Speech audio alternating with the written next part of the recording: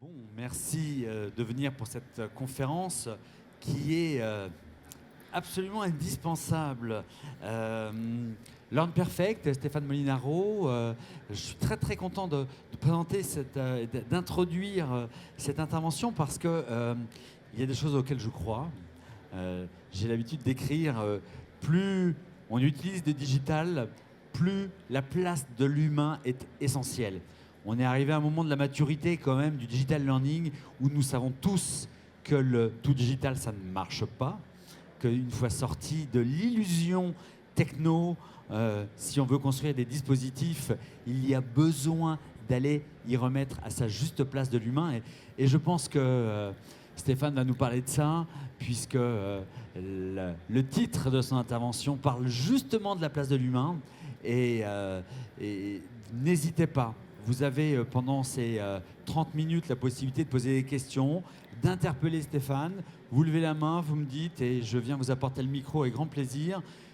Et quand vous intervenez, dites qui vous êtes pour qu'on puisse mieux répondre de manière contextuelle à la question que vous allez poser. Yannick, ça va basculer tout de suite. Le slide va venir. Bon, bonjour à vous tous. On m'a dit en préambule qu'il ne fallait pas trop parler de sa personne et de l'entreprise. Je vais quand même juste vous dire que je suis directeur associé de Learn Perfect, qu'on n'est pas une start-up du digital learning. On existe depuis 18 ans, donc on est des vieux. Mais ça veut dire aussi qu'on peut, sur la durée, croire à ce marché, l'accompagner et se nourrir de l'expérience qu'on acquiert chaque année dans l'accompagnement de nos projets clients. Donc le titre, effectivement, est un petit peu... on va dire, pas décalé, mais punchy, injecter de l'humain, on comprend bien ce que ça veut dire, mais derrière l'humain, qu'est-ce qu'on y met? Et c'est le sens de cette intervention, parce que, comme l'a dit Yannick en préambule, au-delà des discours ambiants, la réussite ou l'écueil du digital learning n'est plus lié aux compétences technologiques, mais au manque d'interaction humaine dans toutes ses dimensions, et c'est ce que je me propose de traiter avec vous aujourd'hui. Alors, qu'est-ce qu'on veut dire par plus d'humain? Donc, je vous ai donné une définition. Ça veut dire créer des interactions synchrones, asynchrones, principalement via des supports qui permettent la communication orale, mais aussi bien sûr l'écrit. Pas trop automatisé, vous pouvez l'utiliser, hein, mais plutôt en réaction ou en sollicitation auprès de vos cibles d'utilisateurs. Et pourquoi? Parce que, comme l'a dit Yannick là encore, plus vous mettez du digital, plus vous devrez penser à mettre de l'humain. Et ce n'est pas obligatoirement la promesse que vous font nombre d'entreprises, mais c'est la réalité de ce marché et des écueils qui font que la place du digital learning dans l'écosystème de la formation n'est pas encore à la hauteur de ce qu'elle devrait être. Alors, dans vos questions ou dans vos interprétations, je souhaiterais savoir si vous partagez ou pas par vos questions cette perception, mais on a quand même maintenant plus de 20 ans d'expérience, et je ne parle même pas de l'EAO dans les années 80. Voilà. Alors, les déceptions, elles sont de plusieurs natures, hein. Elles ne sont pas d'ailleurs que du côté des apprenants, elles peuvent être aussi du côté des équipes de formation qui peuvent avoir peur de basculer d'un monde présentiel vers un monde digital learning. Il faut voir qu'il faut les accompagner, il faut les former. Il y a différentes modalités d'usage et au contraire, ça peut enrichir leur métier. Il y a les apprenants. Alors, les verbatims sont limite caricaturaux, mais pas autant que ça. Et puis, il y a les équipes de formation qui mettent en place des projets en n'intégrant pas suffisamment cette dimension de l'accompagnement au sens large. Hier, il y avait des conférences sur le change. Un projet de digital learning, c'est un projet de change, mais avec une dimension humaine, technologique, pédagogique, et effectivement, ça fait beaucoup. Et donc, tous ces sujets-là contribuent à justifier la nécessité impérieuse à recréer de l'interaction et de l'humain au sens large, ou en tout cas avec un H majuscule. Alors, pourquoi et pourquoi? Pourquoi? Globalement, pour tout sujet. Alors bien évidemment, on ne va pas faire l'état des lieux de toutes les thématiques de formation qui peuvent exister et qui, à un moment donné, peuvent utiliser le digital learning comme modalité unique ou faisant partie d'un socle de dispositifs de formation. Mais j'ai envie de vous dire, il n'y a aucune raison que vous vous priviez de mettre de la chaleur et de l'interaction entre la solution technologique, vos usagers et les pédagogues qui auront différentes casquettes dont je vais vous parler un peu plus tard. Et pourquoi il faut faire ça ? Pour créer ce fameux engagement dont tout le monde parle, qui peut d'ailleurs être traité par d'autres moyens, des supports de communication, des approches décalées, via des applications mobiles, via un certain nombre d'autres leviers, mais cette dimension humaine est indispensable. Ensuite, parce qu'au-delà de la com, il y a l'accompagnement à la prise en main. Parfois, ça peut passer par la prise en main de l'outil ou de l'interface. Il ne suffit pas d'envoyer un login et un password pour dire à un apprenant « Vous allez faire votre parcours en blended learning en langues étrangères ». Ça ne marche pas. Si la plateforme est riche, si vous avez différents niveaux de service, si vous voulez vraiment que les gens exploitent au maximum les ressources qui sont mises à disposition, encore faut-il qu'au-delà du message, vous expliquiez où ils vont trouver l'information et comment ils vont pouvoir en tirer profit. Et ce n'est pas parce que vous communiquez en amont que ça suffit. Il va falloir accompagner sur la durée. Et il ne faut pas voir tutorat, par exemple, comme du tutorat analogue à de la outline technique. Vous pouvez avoir des apprenants qui ne savent plus comment se challenger par rapport au dispositif. Vous pouvez avoir des apprenants qui ont besoin d'être remotivés parce que vous avez suivi les taux d'usage et vous vous rendez compte qu'ils décrochent. Donc vous pouvez ne rien faire. Mais est-ce que ça a du sens et est-ce que c'est porteur pour eux et pour votre projet d'entreprise ? Je ne le pense pas. Donc qu'est-ce que vous déclenchez comme action de nature à remobiliser vos collaborateurs ? Et puis, ce qui a été évoqué en préambule, l'idée n'est pas d'opposer la technologie ou le contenu aux interactions humaines, mais c'est de rééquilibrer tout ça. C'est un mix, c'est un cocktail, c'est une bonne recette. Et s'il vous manque des ingrédients, le plat que vous allez servir n'aura pas le même goût et les gens n'y reviendront pas. Donc c'est le sens de cette dimension humaine qu'on va décortiquer un peu plus, qui est une nécessité, quelle que soit la thématique de formation. Est-ce que c'est avant ? Est-ce que c'est pendant ? Est-ce que c'est après ? Nos expériences démontrent que c'est tout le temps. En amont, plutôt sur de la com ou sur de l'aide à l'appropriation de l'outil. D'accord ? Donc là, on est sur la promotion du dispositif, la valorisation de celui-ci, les apports aux produits. Il y a différents supports qui permettent ça. On verra ça dans le slide suivant. Mais ça ne s'arrête pas là. Et souvent, les entreprises pensent qu'en ayant fait ce travail-là, elles peuvent passer à autre chose et elles ne s'assurent pas de la mise à disposition de moyens humains ou donc de prestations associées pour accompagner dans la durée ce service. Souvent pour des raisons économiques. Alors après, c'est peut-être pas tout le temps le cas, mais on ne va pas se le cacher. Il y a encore le fantasme du tout techno où si j'ai une plateforme, je mets du contenu en ligne, c'est bon, je fais des économies sur les frais de gestion, sur les déplacements, sur l'hébergement, puisque ça marche chez les autres, je ne vois pas pourquoi ça ne marcherait pas chez moi. Faites l'essai et vous verrez que ce n'est pas aussi simple que ça. Donc avant, c'est indispensable, mais ce n'est pas suffisant. Et pendant, c'est pour maintenir l'engagement. Réactiver si vous voyez que ça ne marche pas, et puis surtout, revenir aux basiques de la formation. Aider une personne lorsqu'elle est confrontée à un problème, répondre à ses sollicitations, réactiver ou en tout cas lui donner l'opportunité d'aller creuser un sujet qui sort peut-être du cadre précis du module que la personne suit, mais qui va au final renforcer ses compétences. Et puis ensuite après, parce que ça se saurait si à la fin d'une formation, quel que soit le format, les gens sont opérationnels, il faut les accompagner sur la durée. Il faut déjà aussi les remercier, les féliciter. Je pense qu'on gagnerait beaucoup à être dans cette pratique où, une fois que les gens ont terminé leur parcours, symboliquement, on marque le coup et je ne parle pas de, chercher des nouveaux ambassadeurs, même si ça peut avoir du sens, mais c'est de les féliciter pour ce qu'ils ont fait. Et là encore, un mail, c'est bien, mais il y a d'autres supports et d'autres moyens d'échanger avec vos collaborateurs. On est quand même sur la formation par nature, une prestation à valeur ajoutée, une prestation à valeur humaine. Et si, entre guillemets, au sein des directions ressources humaines, on n'a pas ça à l'esprit, je pense que c'est dommageable pour tout le monde, et surtout pour les équipes RH. Alors, je pense que sur les 2 jours, vous avez eu beaucoup d'éléments de cette nature. Donc oui, ça passe par de la com, ça passe par du marketing de l'offre, ça passe par différents supports, par différents médias.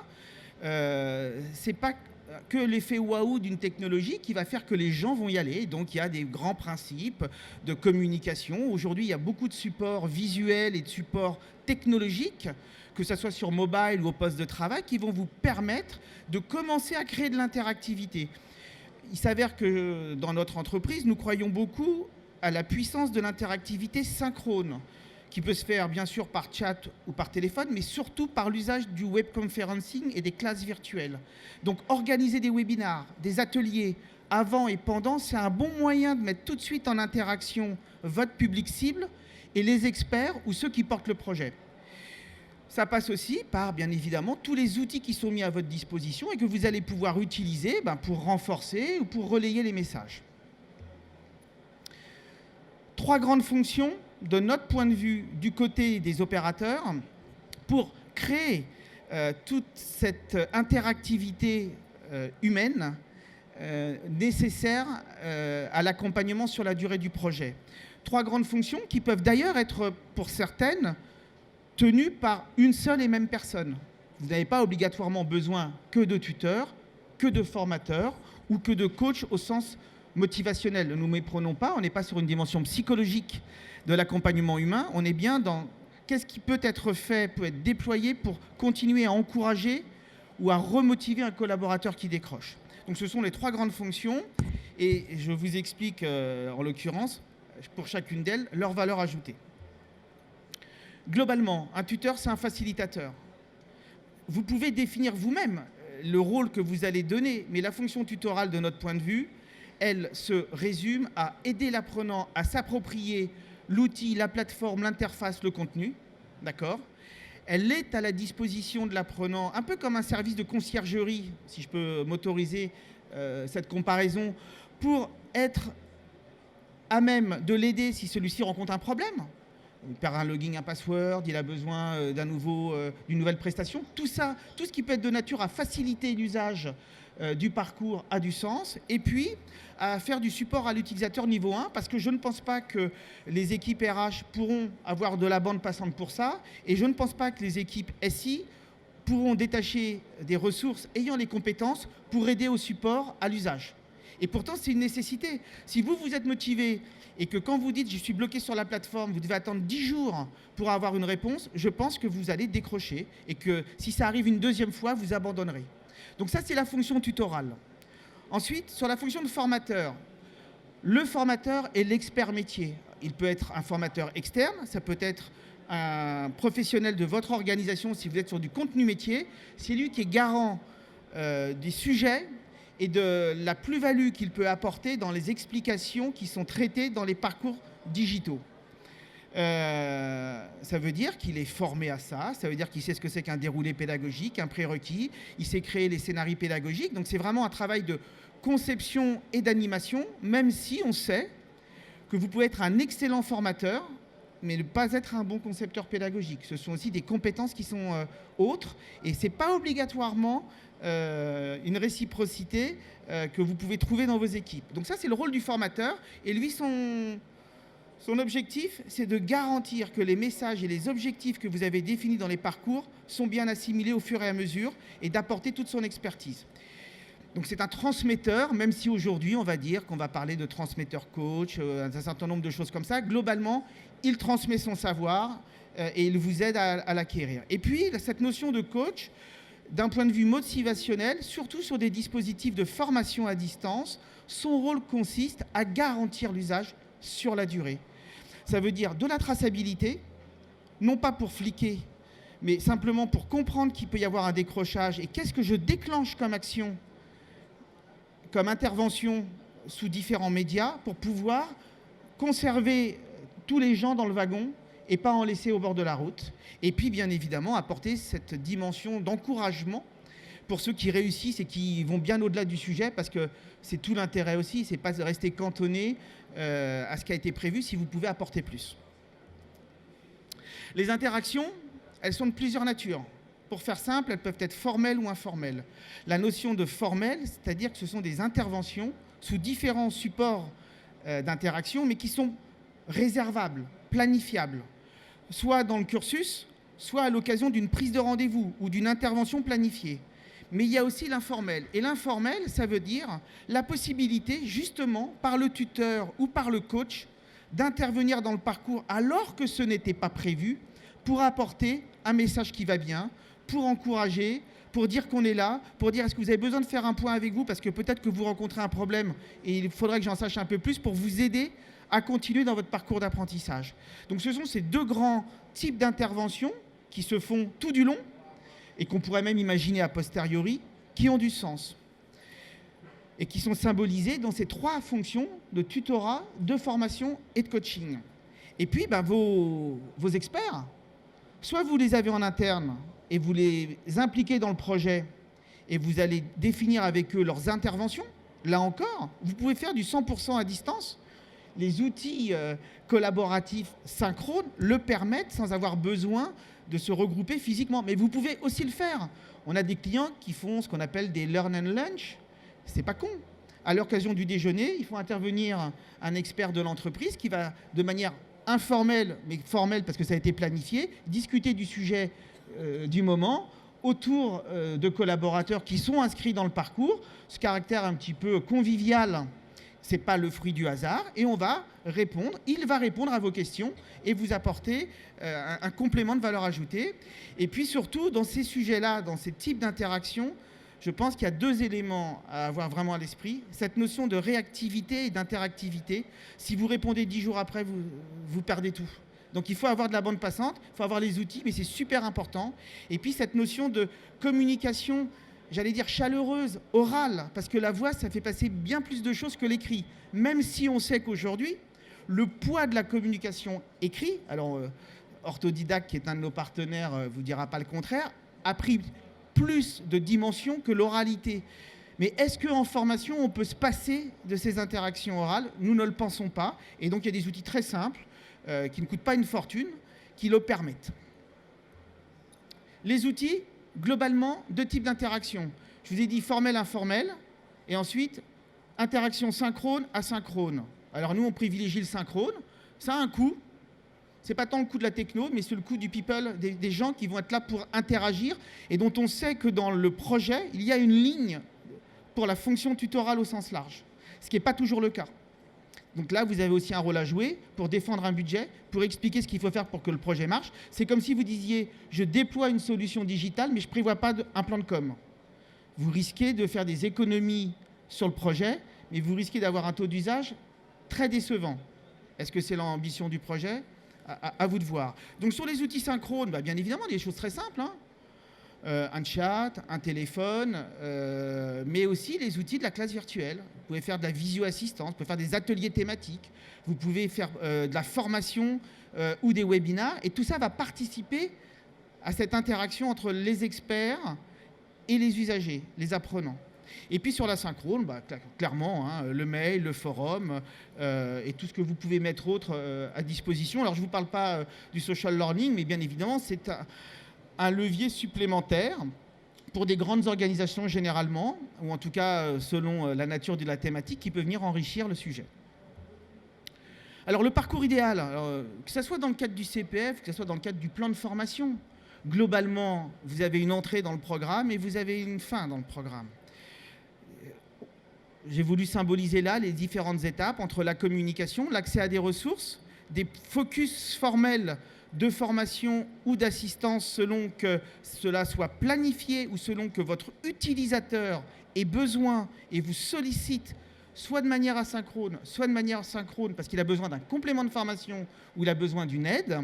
Et puis, bien évidemment, cette notion de bilan en fin de parcours parce que ne vous privez pas de savoir si ce que vous avez mis en place a été un succès ou pas. Et surtout de savoir comment vous allez pouvoir capitaliser sur cette expérience pour le coup d'après.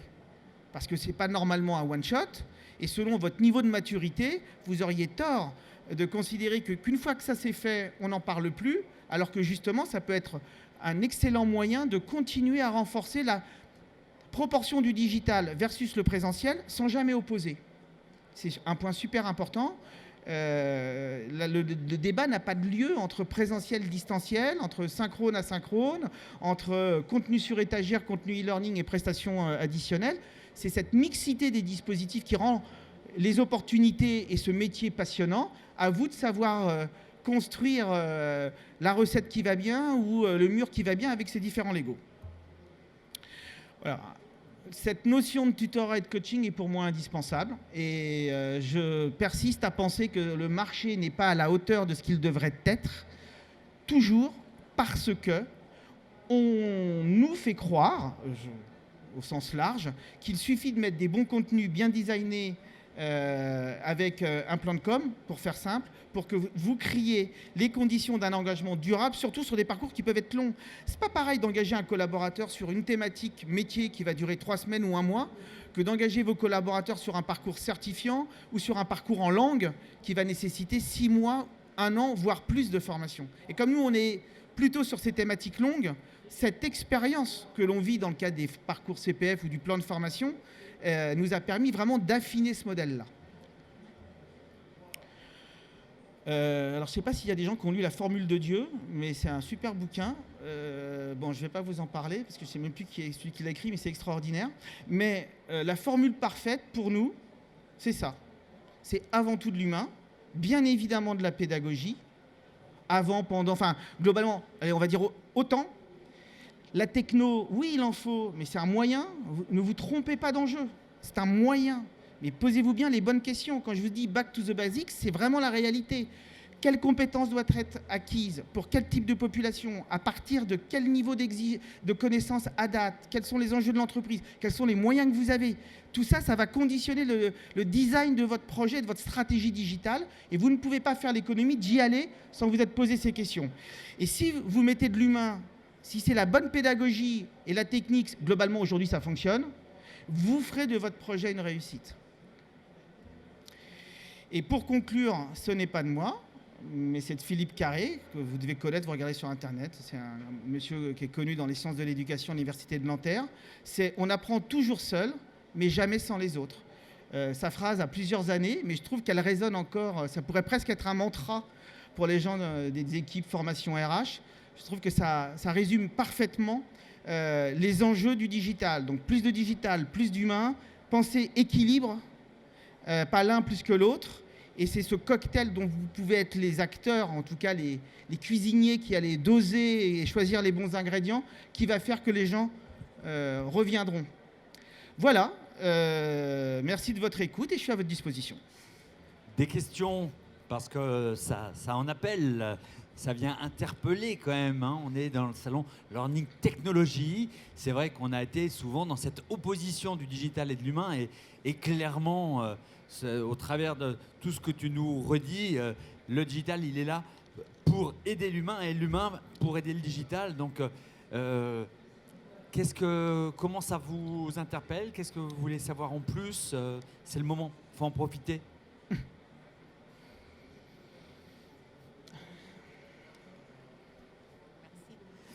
Merci beaucoup. Moi, ça ne m'interpelle pas au sens où je pense monsieur l'imaginait, mais ça me rassure beaucoup parce que je fais partie d'une génération de formateurs, consultants, responsables de formation. J'ai fait plusieurs métiers et j'ai toujours trouvé cette mixture, ce mixage comme une évidence. Alors donc, je suis ravie. Je reviens en France après de nombreuses années passées à l'étranger. Je suis ravie de vous avoir entendu et d'avoir constaté qu'on revient des excès technologiques et on revient à l'humain. Merci. Merci. C'était juste une remarque. Ok, c'est gentil. Alors, moi j'ai une question. Tu as parlé à un moment donné, justement, et j'aime beaucoup cette phrase de Philippe Carré. Moi je vais encore plus loin en disant on apprend avec et par les autres. Cette dimension du social learning que tu as évoquée à un moment donné, on aurait pu la développer encore plus. C'est vrai que tu as fait le choix dans cette présentation de parler de la posture de l'ingénierie de formation, de l'organisation du dispositif et pas tant de l'ingénierie pédagogique en termes de social learning. Et c'est vrai que je pense que ça vaut la peine de pouvoir aller remettre un focus, mais ça pourrait être un thème en tant que tel. Oui, c'est ça. Je pense que c'est un thème en tant que tel. Il y a beaucoup à dire là-dessus. J'ai plutôt préféré axer cette demi-heure d'intervention sur des choses plus classiques, plus basiques, mais extrêmement efficiente où vous gardez l'opportunité de gérer ce qu'il faut faire et d'activer ou pas.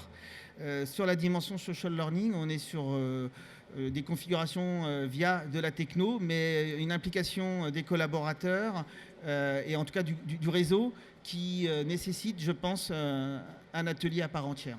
Et troisième dimension, comme ça on aura fait tout le tour de l'horizon, c'est la dimension d'ingénierie de formation sur du blended learning, donc sur comment aller faire coexister des modalités de formation présentielle et de formation digitale.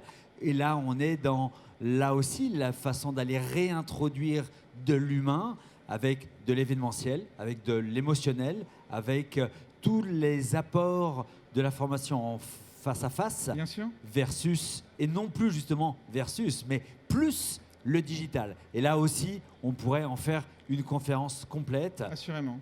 Oui, tout à fait. Je suis 100% d'accord avec toi. Le blended, qui n'est plus le terme à la mode, maintenant on parle de digital learning, c'est-à-dire qu'on a une capacité à créer un vocabulaire extrêmement marketé sur pourtant des fonctions, des métiers et des usages qui ne sont pas toujours aussi novateurs que ça. Il y a un monsieur qui voudra poser une question. Mais oui, c'est une réalité. Le blended, c'est de la multimodalité. Ce n'est pas que présentiel, distanciel. Ce n'est pas que synchrone, asynchrone. C'est une myriade de possibilités.